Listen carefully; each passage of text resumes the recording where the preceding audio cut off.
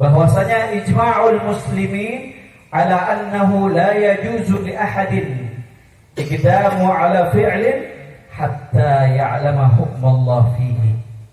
Kata beliau, kata Imam Ghazali dan para ulama yang lainnya, ijma'ul muslimin, sepakat para muslimin, para ulama, ya, annahu la yajuzu li ahadin, ya, tidak boleh bagi seseorang al-iqdamu ala fi'lin hatta ya'lama hukmallah fi'lin, hatta ya'lama hukmallah fihi. Ya, tidak boleh, ya, bagi seorang muslim itu mengedepankan melakukan sesuatu, ya, melakukan suatu ibadah, ya, melakukan sesuatu ibadah hatta ya'lama hukmallah fihi, sampai orang tersebut tahu hukum-hukum Allah yang terkait dengan ibadah tersebut. Jadi sepakat para ulama bahwasanya umat muslim ini kita tidak boleh, ya, mengerjakan suatu amalan, mengerjakan sesuatu ibadah sampai kita tahu hukum-hukumnya dulu, ya, tentang ibadah tersebut, ya, tentang ibadah tersebut. Kita makanya Rasulullah SAW bilang, talabul ilm faridatun ala kulli muslim. Tuntut ilmu itu fardu bagi setiap individu orang muslim. Pentingnya ilmu, ya, diwajibkan oleh Rasulullah SAW untuk semua orang muslim, ya, karena saking pentingnya ilmu, ya. Kalau kita ibadah tanpa ilmu, nah, itu sia-sia. Wa kullu amalin wa kullu man bighairi amalin wa kullu man bighairi ilmin ya'malu amaluhu mardudatun la tuqbalu. Di dalam kitab Zubat tuh, ya, beliau bilang, dan setiap orang yang bighairi ilmin ya'malu, setiap orang yang mengerjakan amal ibadah, ya, tanpa ilmu, amaluhu mardudatun la tuqbalu. Amal-amal yang dia perbuat itu yang tanpa didasari tanpa ilmu, mardudatun la tuqbalu, ya, tertolak dan tidak diterima oleh Allah Subhanahu wa ta'ala, karena dia mengamalkan suatu ibadah, dia mengamalkan suatu amal tanpa didasari dengan ilmu. Makanya Rasulullah SAW mewajibkan, ya, bagi setiap individu orang muslim untuk belajar ilmu, ya, terkhusus terlebihnya lagi adalah ilmul hal, ya, ilmul hal. Makanya dikatakan di dalam kitab Ta'lim Muta'allim itu, i'lam, ya, annahu la yuftarat ala kulli muslimi wa ala kulli muslim wal muslimah talab kulli ilm. Kata beliau dalam kitab Ta'lim Muta'allim, ketahuilah bahwasanya tidak diharuskan bagi seorang muslim, tidak difardukan, tidak diwajibkan bagi setiap orang muslim mencari semua ilmu. Tidak diwajibin, ilmu ini banyak. Yang Nabi wajibkan untuk ilmu apa? Ilmul hal. Wa inna yusaf alaihi talabu ilmil hal, kama qala afdhalul ilm ilmul hal. Maka yang Rasulullah maksudkan daripada wajibnya menuntut ilmu adalah untuk ilmu hal, ya, ilmu yang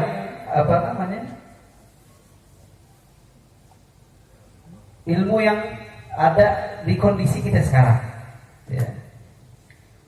Dalam kita menghadapi sesuatu gitu, ilmu hal itu namanya. Contohnya apa? Seperti fa'innahu labudda lahu minas salah fa yuftarat alaihi ilma yaqaulahu salat. Contohnya itu ilmu hal itu seperti sholat, ya, kita kan diwajibkan untuk sholat 5 waktu. Maka, ya, kita diwajibkan memiliki ilmu tentang sholat, ya, itu ilmu hal, tentang sholat dan tentang yang berkaitan dengan sholat, ya, seperti wudu dan lain sebagainya, baju yang bersih dari najis dan lain sebagainya. ilmu yang berkaitan dengan sholat, ya, itu ilmu hal, ya. Maka kita wajib, ya, bagi muslim ini untuk belajar ilmu tentang sholat. Ya. Kemudian contoh lagi, kita mau masuk bulan Ramadan, ya, dan kita diwajibkan untuk mengetahui apa saja syarat sah puasa, apa saja yang membatalkan puasa, ya. Begitu juga tentang zakat, ya. Begitu juga tentang haji. Biasanya kalau mau haji, mau umroh tuh ada manasiknya, ya. Manasik tuh kita dikasih tahu, ya, tentang bagaimana caranya umroh, apa saja yang bikin umroh itu melanggar aturan umroh dan lain sebagainya. Itu kita diajarkan dulu sebelum kita mengerjakan ibadah tersebut, ibadah umroh tersebut, ibadah haji tersebut. Agar apa? Agar ibadah yang kita lakukan nantinya, ya, tidak salah, ya, sesuai dengan landasan ilmu, ya. Hingga amal kita, ya, diterima oleh Allah Subhanahu wa ta'ala, tidak ditolak oleh Allah Subhanahu wa ta'ala. Itu makanya pentingnya kita mengedepankan yang namanya ilm. Pentingnya kita mengedepankan ilmu sebelum amal. Bahkan diceritakan qala Umar bin Khattab radhiyallahu anhu, di zaman Sayyidina Umar bin Khattab, di zaman khilafah beliau bilang apa? La yabi' fi suqina wa la yashtari man lam yatafaqqah. Kata beliau di zaman kepemimpinan beliau nih, ya, kata beliau la bai' fi suqina wa la yashtari man lam yatafaqqah.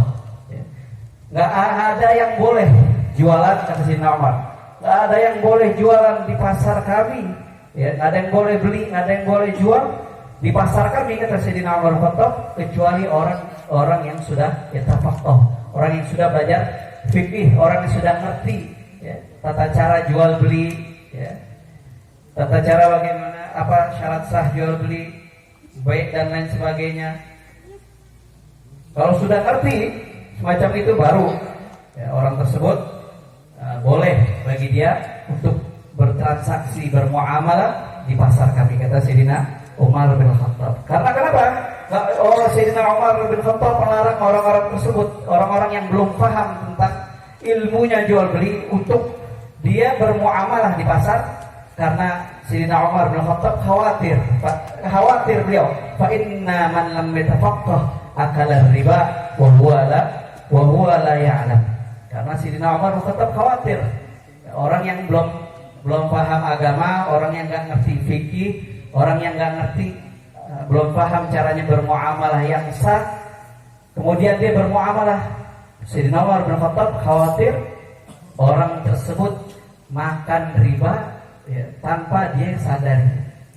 Dia makan riba tapi dia kagak tahu. Nah, itu yang dikhawatirkan Sayyidina Umar bin Khattab, sampai beliau melarang, ya, orang yang belum mengerti tentang muamalah, ya, orang yang tidak mengerti tentang jual beli, ya, sahnya jual beli dalam syariat, nggak boleh jualan di pasar kami, kata Sayyidina Umar bin Khattab. Karena ditakutkan, ya, dia yang berjualan, dia yang beli, ya, memakan riba tanpa dia tidak ketahui, makan riba tapi dia tidak tahu. Karena riba ini bahayanya luar biasa, ya, bahaya riba ini luar biasa. Riba ini dosa besar, ya, dosa besar. Bahkan riba ini, ya, riba itu Allah Subhanahu wa ta'ala nggak mengumumkan perang kecuali pada dua perkara, ya.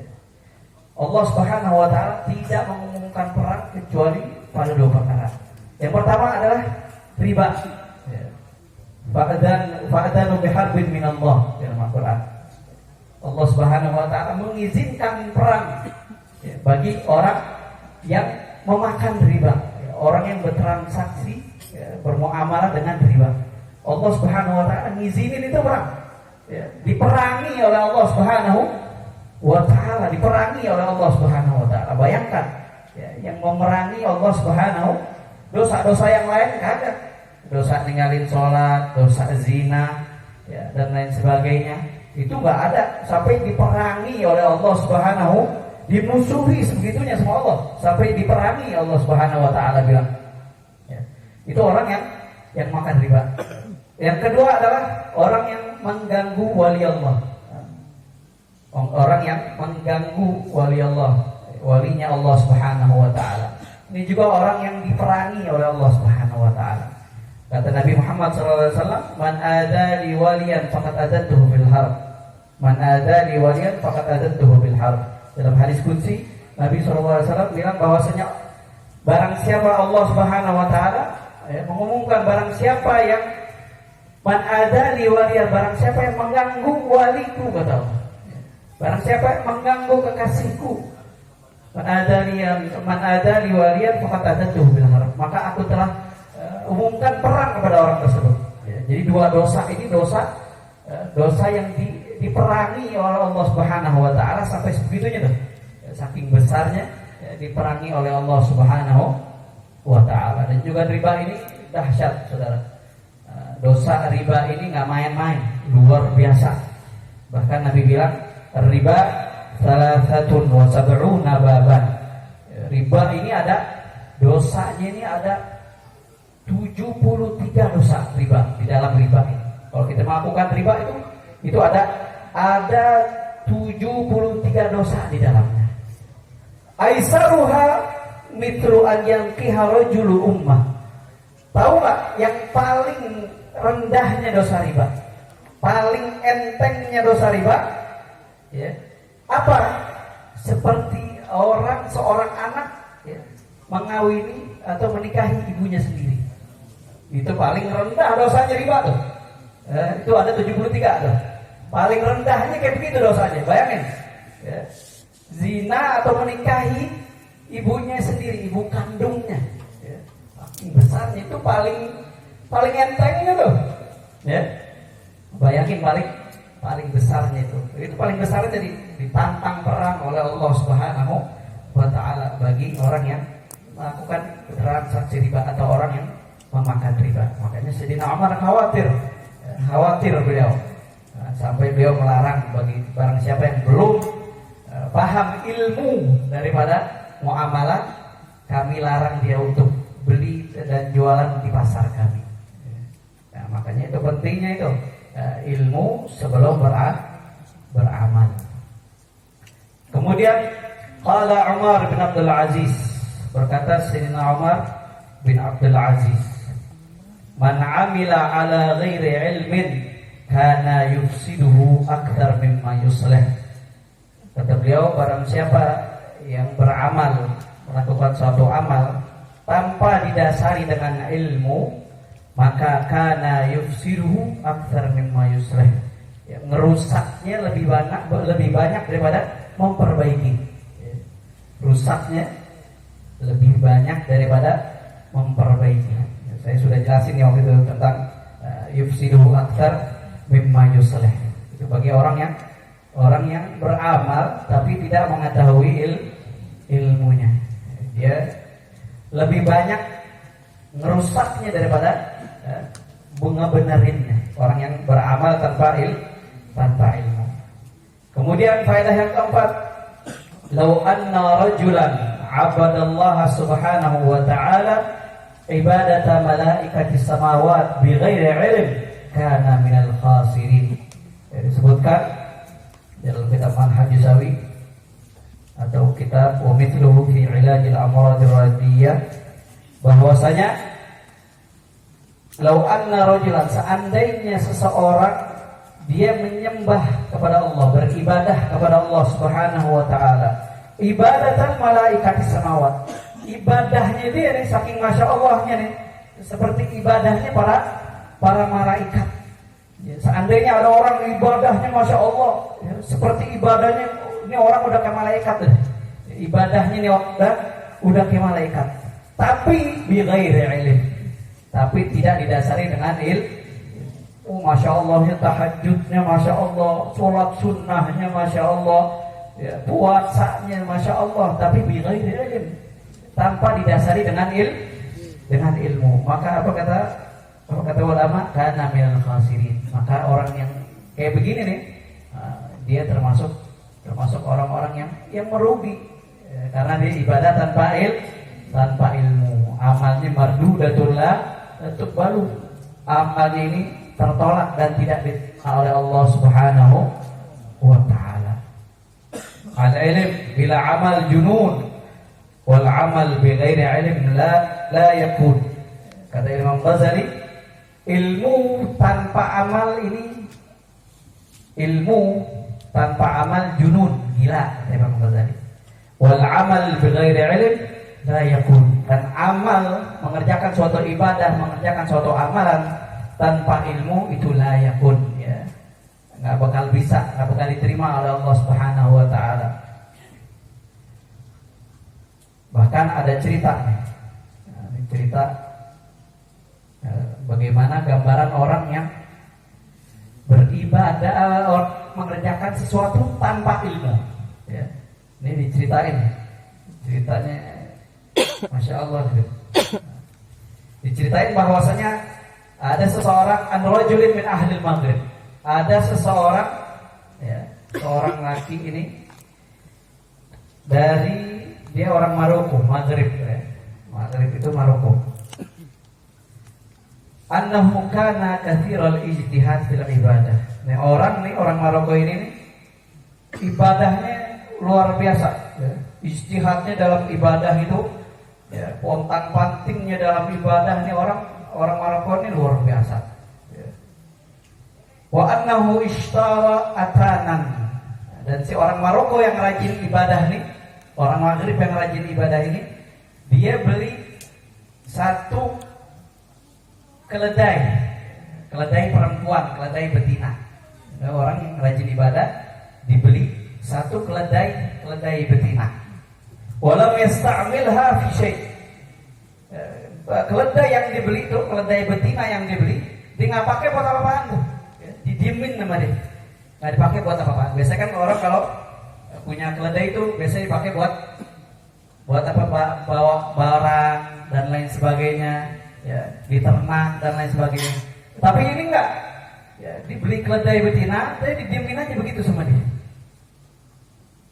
Fasa'alahu insan an sababi imsakiha.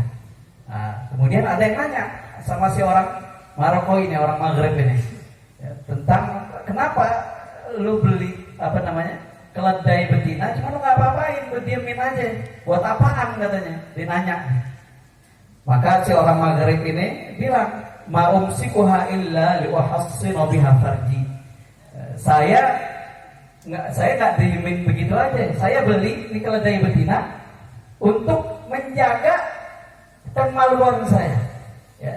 Menjaga kemaluan saya dari yang haram, dari berzina sama perempuan, ya, dan lain sebagainya. Makanya saya beli keledai betina ini, ya. Jadi dibeli keledai betina tuh untuk disetubuhin sama nih orang Maroko nih. Jadi dibeli keledai betina sengaja untuk dia menyalurkan syahwatnya ini ke keledai betina, ya. Dengan alasan apa? Untuk menjaga kemaluan saya, ya. Untuk menjaga kemaluan saya. Saya nggak mau kemaluan saya ini, ya, terjerumus ke dalam sesuatu yang haram, ya, terjerumus untuk melakukan zina sama perempuan yang bukan istri saya. Nah, saya nggak mau, makanya saya beli keledai perempuan ini. Jadi dia nyalurin syahwatnya itu ke keledai perempuan ini tadi, ya, disetubuhin itu keledai.